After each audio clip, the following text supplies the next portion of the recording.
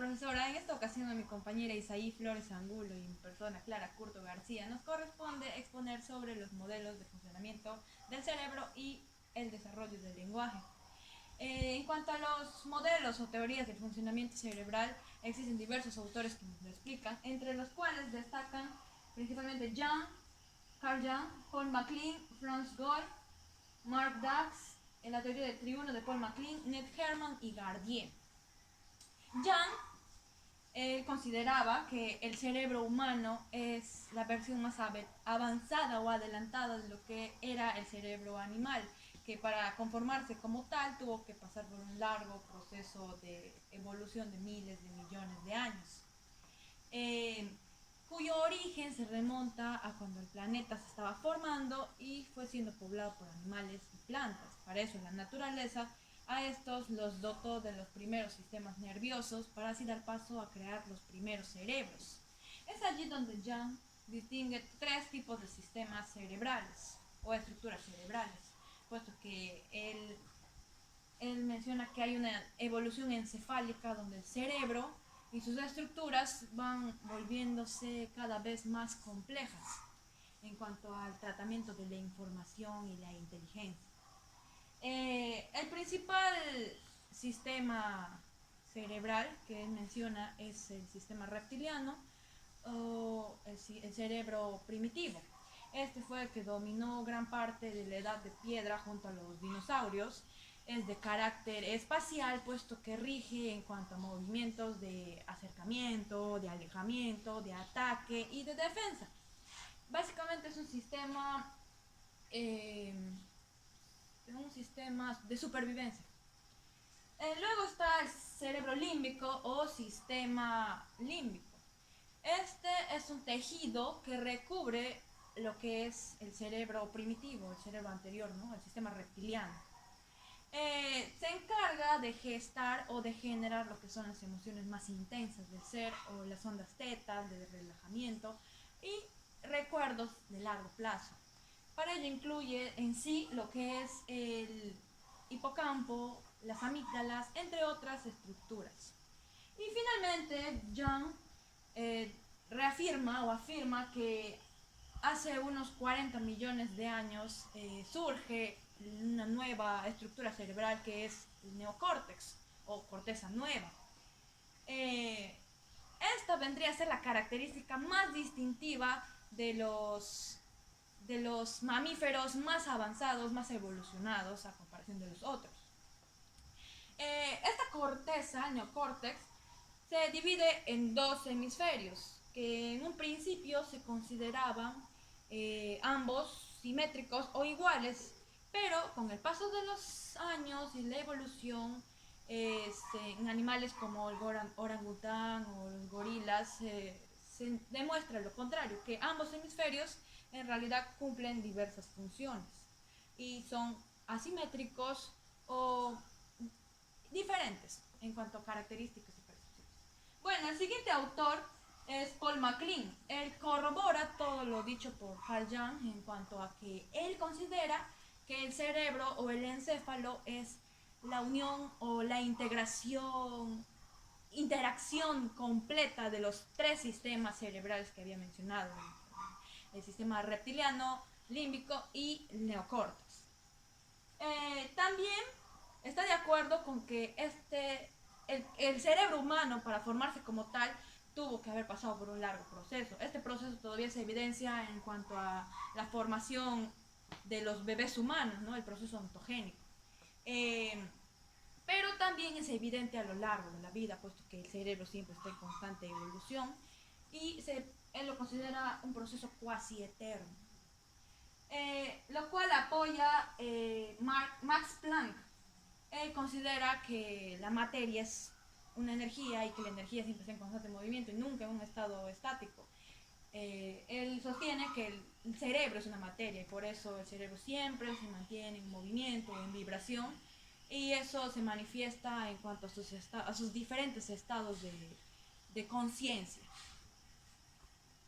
Franz Gall, en cambio, él se opuso a la idea o el criterio de que el cerebro es una masa uniforme o un conjunto de todo.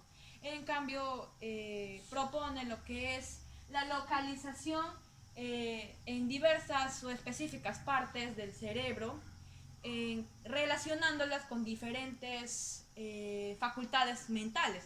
Pone como ejemplo lo que es la facultad de hablar, que está localizada en los lóbulos frontales. Y en sí, Franz Gold también se equivocó en cuanto afirmó que la forma del cráneo, en su teoría frenológica dijo que la forma del cráneo podría describir cómo es en realidad el cerebro, cómo es la forma del cerebro, puesto que está dentro de ella. También decía que la forma del cráneo podría describir o detallar cómo son las características mentales o emocionales de un sujeto, lo cual está muy alejado de ser cierto. Pero a Franz Gold se le reconoció el haber sido contribuidor de la doctrina de la localización cerebral, que fue apoyada posteriormente por el médico Jean-Baptiste. Mark Dax también estaba de acuerdo en cuanto a la asimetría de los hemisferios. Consideraba que cada hemisferio era distinto y cumplía distintas funciones. Esto lo dijo en base a que observó en diversos pacientes con dificultades del habla o afasia, que esto se había causado en base a que tuvieron lesiones en la parte del hemisferio izquierdo. Entonces él concluyó con esto que el hemisferio izquierdo es el que controla directamente lo que es la facultad de hablar. Bueno, sus ideas pasaron desapercibidas en su momento, pero sirvieron como premisas sólidas para futuras investigaciones.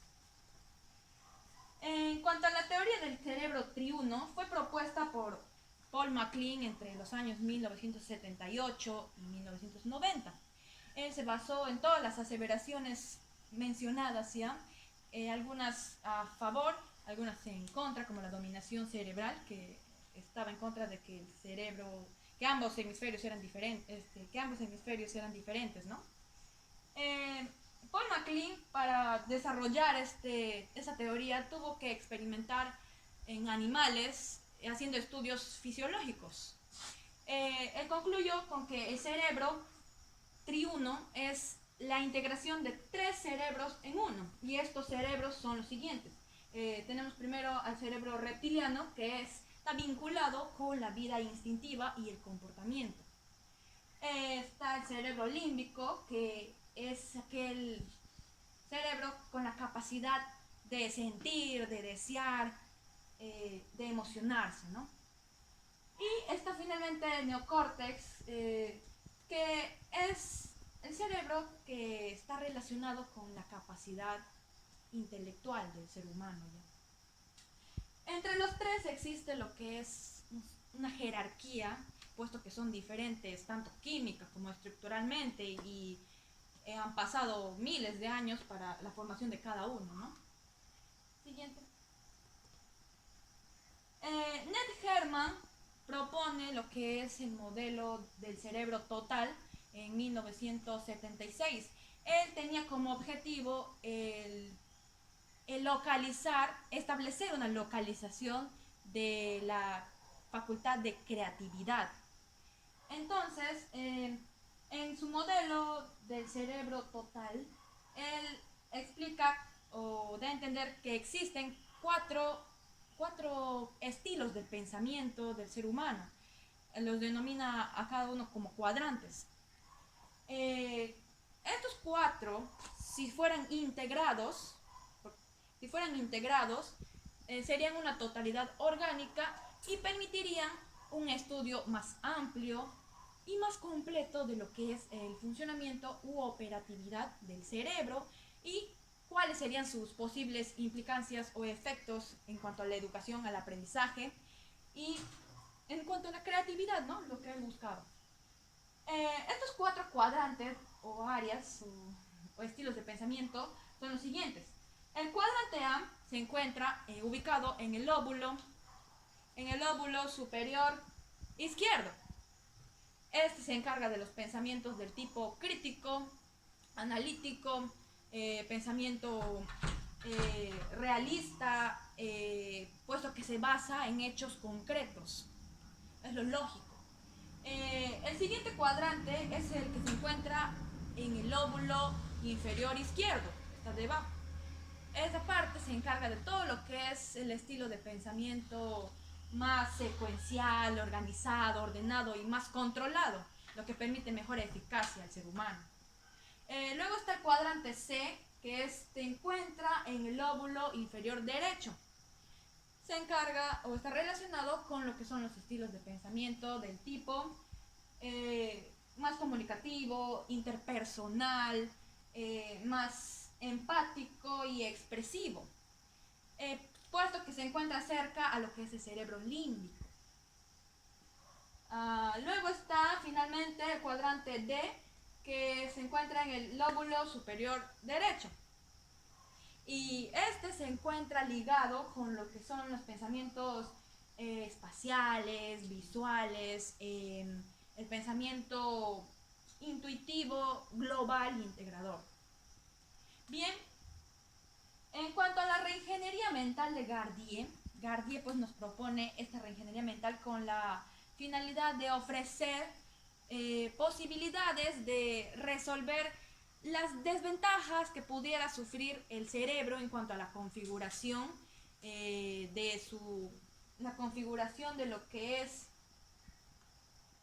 a los procesamientos de información, al dar, recibir, mantener la información y captarla.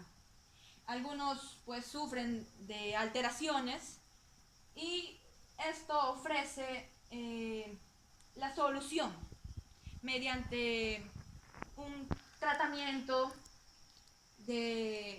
para mejorar y capacitar, no, mejorar y optimizar lo que son las capacidades cerebrales, como por ejemplo la percepción y la toma de decisiones, para así a largo plazo dar una mejor, permitir una mejor eficacia y productividad del ser humano a lo largo de su vida. Gracias.